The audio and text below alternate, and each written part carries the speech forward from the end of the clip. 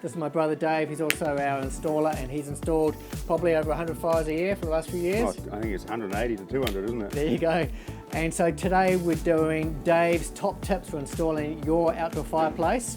And hey, let's get right into it, Dave. Yep. We missed some of the stuff on camera at the start, but I noticed you put a chalk line down here. So why did you do that? So first thing I've done, because I'm up against the roof, is I plumbed down to make sure I'm at least 60 mil off the building. Yeah. We're about 180 here, so we're sweet. Okay. The reason I put a chalk line down is I want to know exactly that straight edge. When I put that fire down, I'm placing each piece to actually split the chalk line. Half of it's going to go on it, and half, so there's half a chalk line showing and half missing. Nice. That's how straight you want to get the fire. Yeah.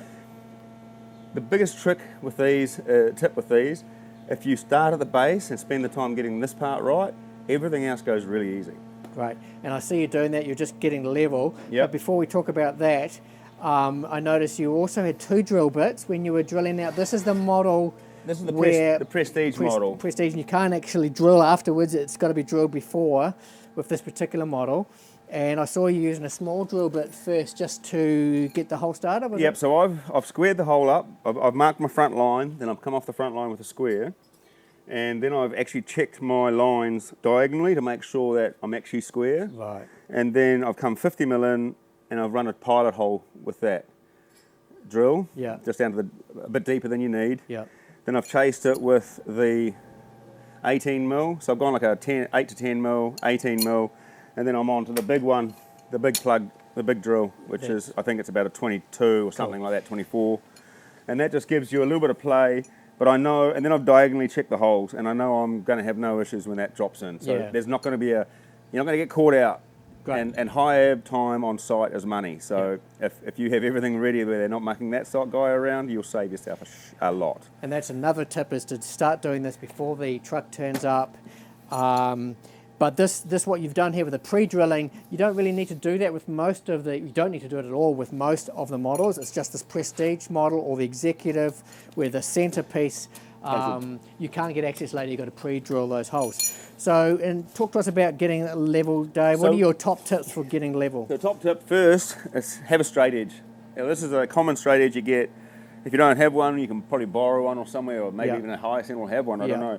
I lay everything out, I find my highest point, so I'll put the level over everywhere and go, right, that's my highest point in that corner, everything is falling away from there, so everything is tracked from there. Now, even though that's on the ground at the highest point, you never know, there may be a bulge somewhere in the middle of this concrete.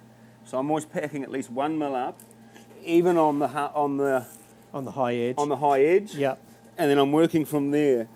And I'm very particular with making sure everything is bang on level, because if you get this right, they will go together well with just maybe a slight adjustment. So I'll get my points and then I'll just fill a gap in the middle, find out that these packers you get from Bunnings or anywhere like that, just snug under there. So we're just snug.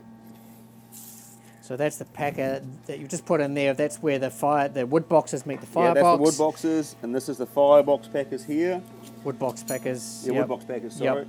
So that's perfectly level, so I just need to find one that'll snug under there.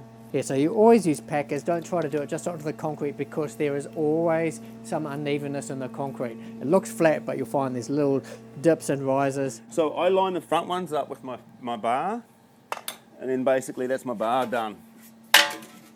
And I work back from each point and just work on individual level back and get it bang on. Fall is that idea that the concrete isn't poured flat often, because it's designed so the water is actually going away from the deck. So when it rains, that water's not coming forward. So it's natural to have a bit more fall at the back if the guy who's built the pad knows what he's doing. So you're going to just put the right amount of packers down to get the fire level.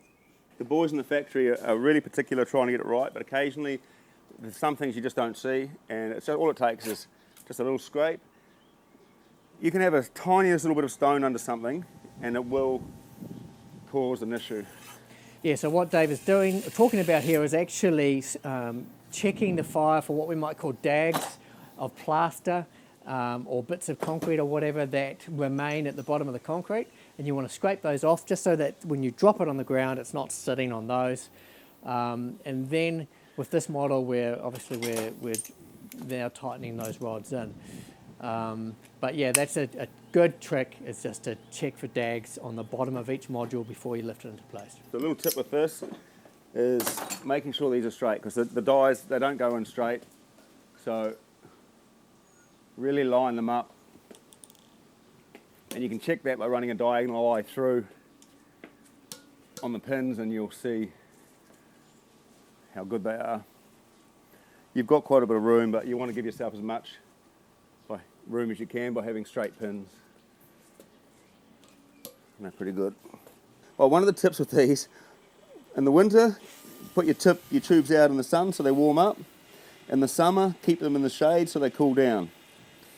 Yeah, so Dave, these, on a hot summer's day, this is going to go off in a minute or so. 3 to 5 minutes, so you don't have a lot of time. So if the tube's cool, and it comes out of, if the warning sign is, if it's easy to pump out of the tube, you don't have much time. If it's hard to get out, you've got more time. And this is a very good tip, because the amount of people that say to us, shoot, I didn't know how quickly the stuff went off. We put the fire down and then we did some other stuff, and then we decided we hadn't quite got it in the right place and went to move it. But at that point, you're completely stuffed because it's locked into place. The stuff is designed to set really hard. So yeah, just when you're putting the glue in, be ready to lift the module into place and look to get it square and in exactly the right place before you move on.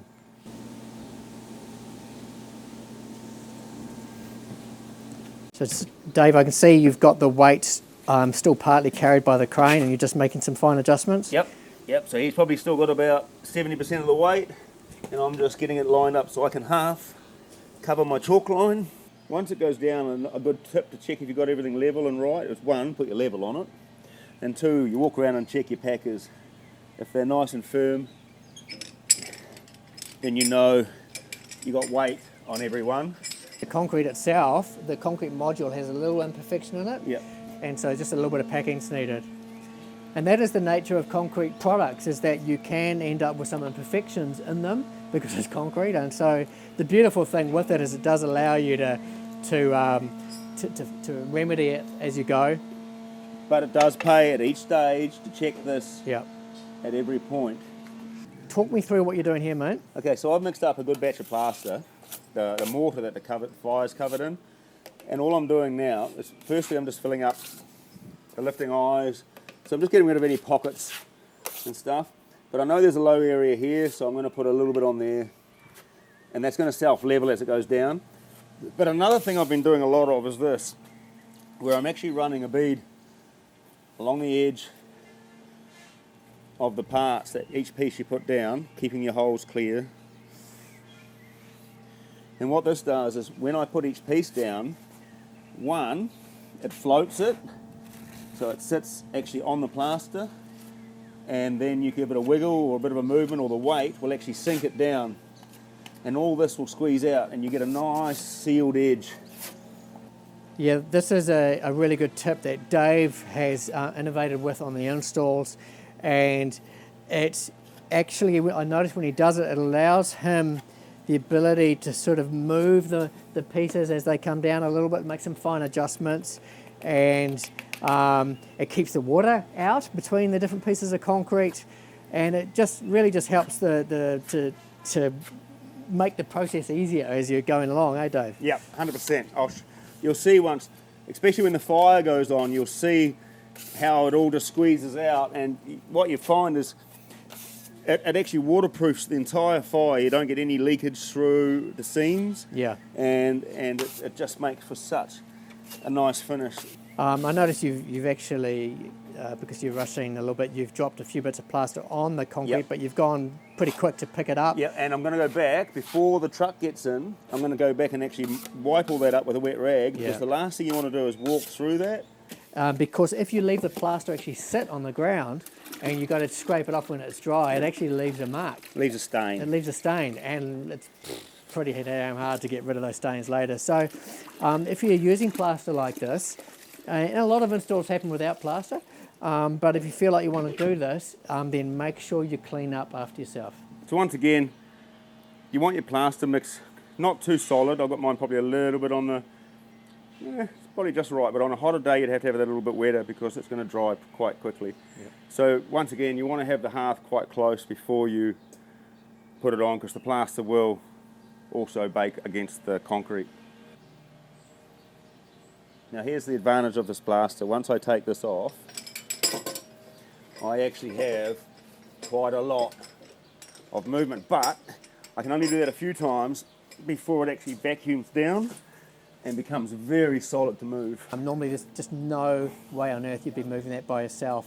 And so what the plaster does is it gives Dave the ability to actually move it around a bit and get that fine detail on his own. So Dave, here you've got the tape out and you are looking to get the right measurement out the front because you've got a hearth on here. If you haven't got a hearth, you won't be bothering about this. But here you're clearly just trying to make sure the hearth is square. Yep. And not sitting too far back or too far forwards. So Dave, while you're doing that, you've plaster squeezed out the sides and you're now tidying that up. Yeah. I just want to say that the plaster bit you don't have to do. It's not part of the PS1. It doesn't provide any engineering function.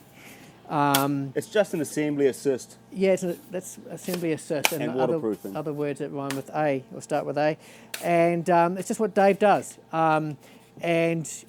You can make those adjustments if there's a couple of you. You can make those fine adjustments, or you can just keep the HIAB there, operator there a little bit longer while you make those adjustments. The advantage for Dave is the HIAB operator is now back there. He's lifting up another piece, and Dave's been able to carry on. So I suspect one of the reasons Dave does this is to save a bit of money for the client, because it means that the HIAB operator is not there so long. So you can give the fire quite a good wipe to get that excess off, and what it does is when it dries it doesn't leave a overlay stain of the next layer of plaster. Okay, so these holes here, Dave, through the hearth actually should line up with the holes that are in the top of that riser block, the first bit of concrete you put down. So I see you've got your drill out and you're just going to basically do a quick check to see those holes. You can use anything, you can use a long bolt, whatever, but I know my drill's the right length, so I just go through and go, yeah, I'm good, I'm good, I'm good, and it's just good on that one too.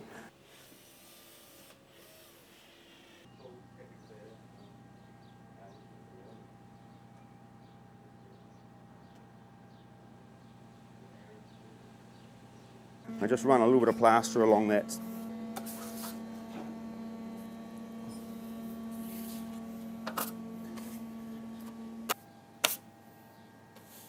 This will just cause it to not look like it's been done.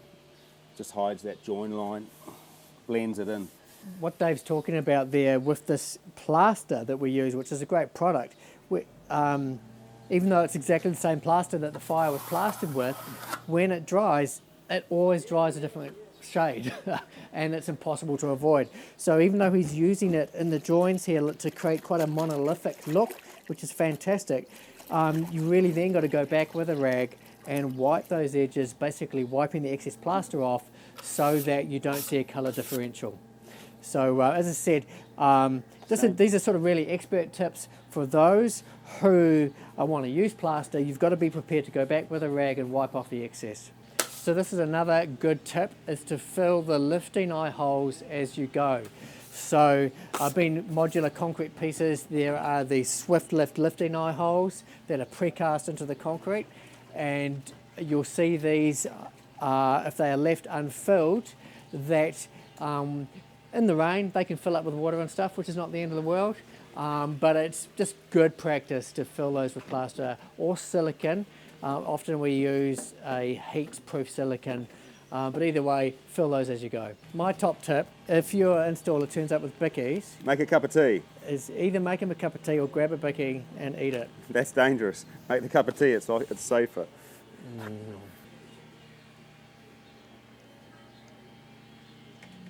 So here's a little tip.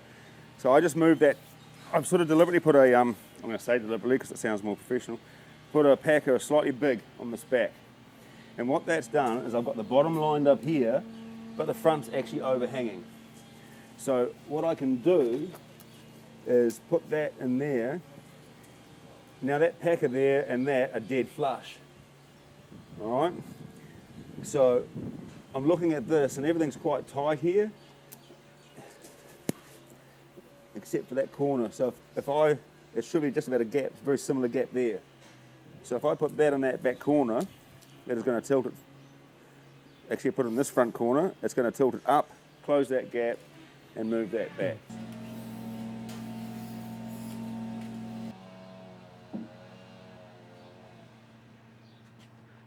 Dave, so you've done a couple of things here with the stainless that we never used to do, which has made a massive difference, because when you get to installing the stainless, it's typically towards the end of the install, and it can take forever, right? Yeah. Because you've got this plastic protection to strip off.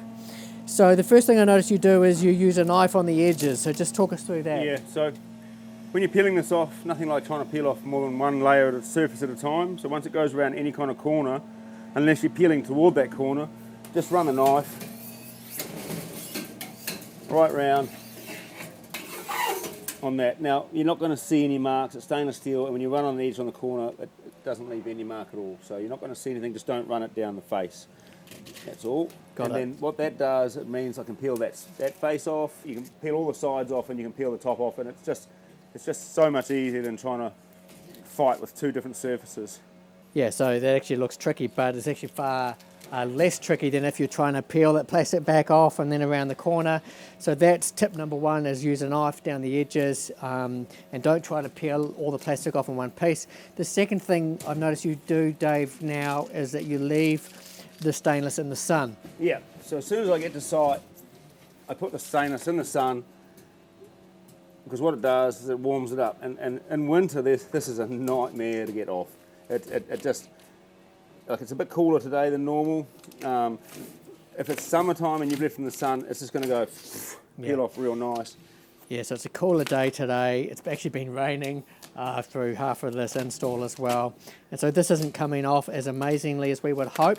But if that was on as you say, a hot day in the sun, this basically, you wouldn't be getting all these little tears. It would all just come off on one big stretchy piece.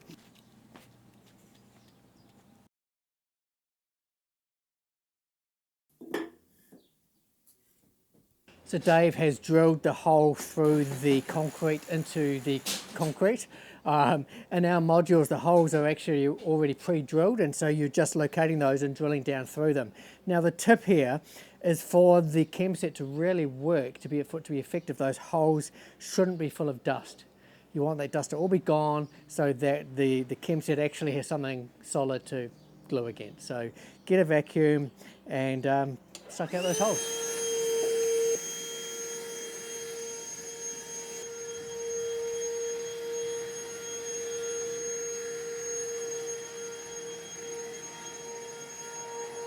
Putting these bolts in, I always put just a little trick for these is, I always put a bit of glue in the holes, so try and fill up as much as you can, and I'll sit the pins just in on an angle. You don't have to put them in, even you can just do it down here, and I'll run a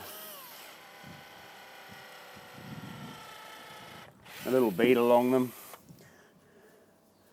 Or you can do it when they're in like this.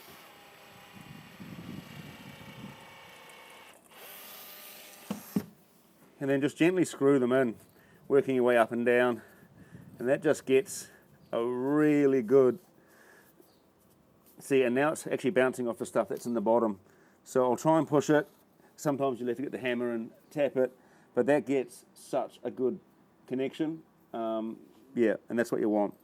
So when you're finishing your install, this is a good time just to tidy up any gaps that you have. It's common just to have tiny little gaps here between the wood boxes and the firebox. And you can see Dave here has just put a little bit of plaster in there, and then he's rubbed it off, any excess off, just to create a really tidy finish. I try and actually force it in, so I get a bit on there, and you see there's quite a big blob behind, and then I'll actually force it in. And it actually goes in about 5-10 mil, which gives a good amount of stuff in there. Once again, remembering to wipe off that excess stain. Some don't mind the negative detail and little gaps, and it doesn't affect the fire, it's just a personal preference. I always do it on all my installs. Another thing Dave does that I really appreciate is that he always washes down after he's done. So no matter what, always turns up with a bucket and a hose, and he washes out the bottom of the wood boxes, and he cleans out in front of the fire just to make sure he's left the place as if it was his place. And yeah, so that's another top tip. Hey, thanks for hanging out for Dave's top tips and my little add-ons on how to install your outdoor fireplace. Appreciate it, mate. You're welcome. Yeah, Yep. that was good. And so any questions, yell out to the team, and we have a bunch of other install videos that you can watch just to get all the extra details. But really, if you're wanting to do an amazing install at your place, make sure you do what we just told you to. Yeah. So yeah, easy. Sweet, I'm out of a job. Yeah.